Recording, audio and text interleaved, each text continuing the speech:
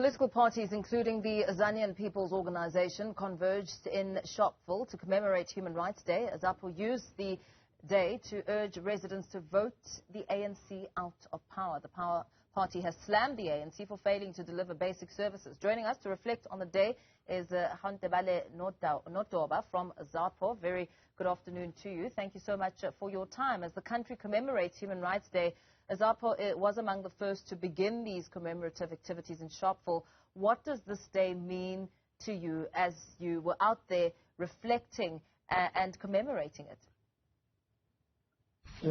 Good afternoon. Thank you for having us as Azapo. I'm the Publicity Secretary of Azapo. We as Azapo believe that March 21st, Sharpeville Day, what we call Heroes Day, is a day where we reflect as an organization and remember in a somber and solemn mood the martyrs that laid down their lives. We are saying we need to combat what we call erasure of history. And we combat it by remembering Heroes Day or Sharpeville Langa Day with dignity.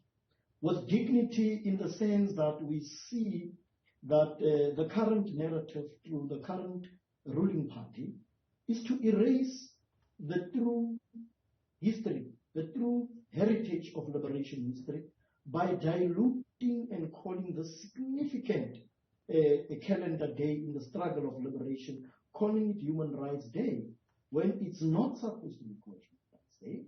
It was on this day 63 years ago when the human rights and the dignity of black people was dragged in the mud. Black people were shot and mowed down, taking away something that is sacred, which is life. How can we rename it Human Rights Day? And we are playing games with our people. We are putting wool over the eyes of our people. So Azapo, having been with the PAC, we say that we need to make sure that we educate our people and we make them to know that they are being lied to as they were lied to in 1994, being sold a mirage, a so-called Rainbow Nation. And we are saying this is a day that should really be a day where we reflect as a country, and we need to make sure that we take inspiration from those martyrs to be able to continue the cudgels of struggle to get through emancipation of our people in Azania, in South Africa. With some critics, many critics saying that the ANC's prospects are dim for 2024, you're saying that people should remove the ruling party, the governing party from power. What do you have in mind when you talk about that? Well, we are saying as Azapo, we should remove these people from power. Firstly, because, the viewers of Newzroom Afrika will see for themselves. All the SOEs have been brought down to their knees. Who did that? The current ruling party. They had 29 years to ameliorate the situation. What they instead did, they stole all our SOEs down to the ground. We've got what we call a prevalence of leadership that is not true leadership. Leadership that is not anchored on honesty. Unethical leadership.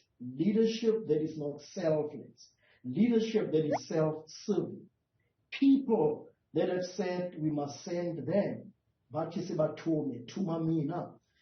tumamina actually meant give us freedom, make us to get into political office so that we must loot the state to its knees. We must steal as much as we can. And not only that, have a president that clearly, prima facie evidence is there that he's involved in money laundering. Foreign currency is there. It's not in the banks, in his house, in the mattresses and so forth. So these are people that don't have integrity. There is a party that has proved itself that it can't govern, it can't lead. The people that are in leadership, the president and his cabinet, don't have what we call the hallmarks of true leadership.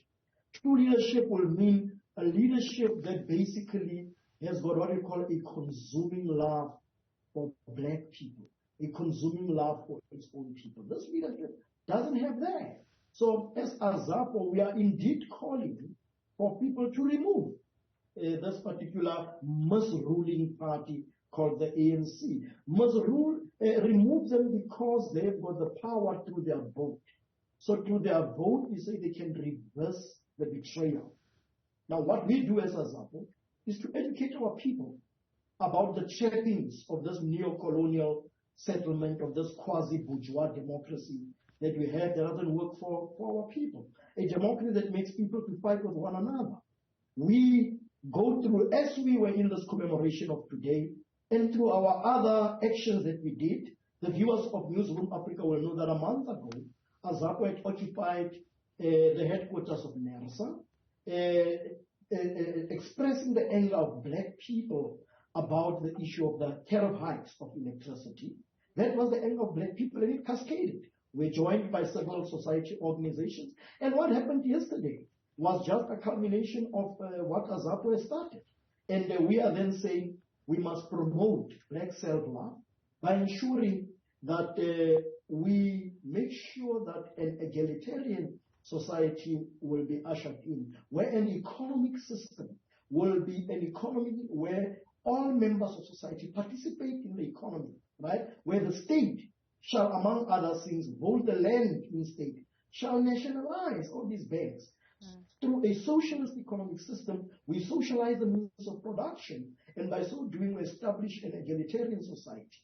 We engage as Azapo in campaigns that are meant to highlight the plight of our masses. For instance, the issue of racism in this country, that is less talked about.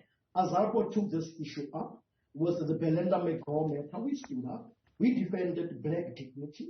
The issue of Marcel Spoor, those two youth, we were there as Azapo to defend black dignity. Zandile Mafe, a poor homeless person, whom we believe is being used as low-hanging fruit, as a scapegoat.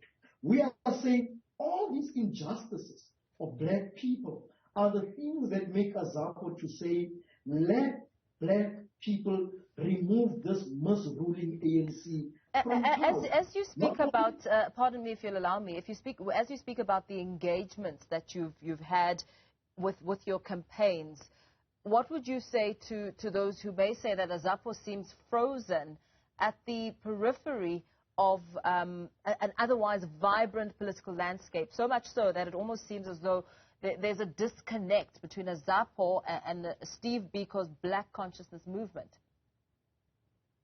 Well, look, in every struggle and in every society, there shall be naysayers from time to time. So Azapo is not worried. By the way, one of the pillars of Azapo is criticism and self-criticism. So we welcome criticism. What we are doing as Azapo, we are a re-lionized Azapo.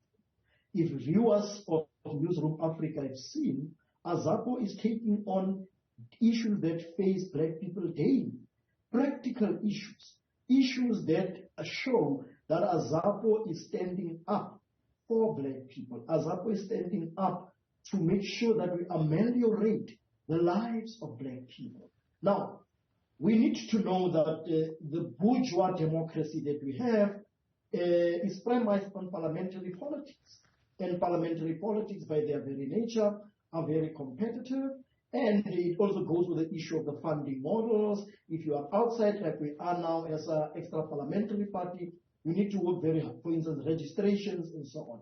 But we are saying we are soldiering on. We are not going to lose hope and patience. Our people will get the message of Azapo, because Azapo now is not the Azapo that people know of the past. It's a re-lionized Azapo with a youthful leadership. For instance, our president, Comrade Nelvis Prakema, has given up his job to be able to come and work full-time for Azapo to make sure that we change the fortunes of Azapo. So this is really an Azapo that is visionary, an Azapo that really wants to make a difference in the lives of black people. Very well. Thank you so much. Let's perhaps leave it there for now. And thank you for your time. Azapo's Deputy Secretary there, Gaontebale Nodoba, speaking to us today.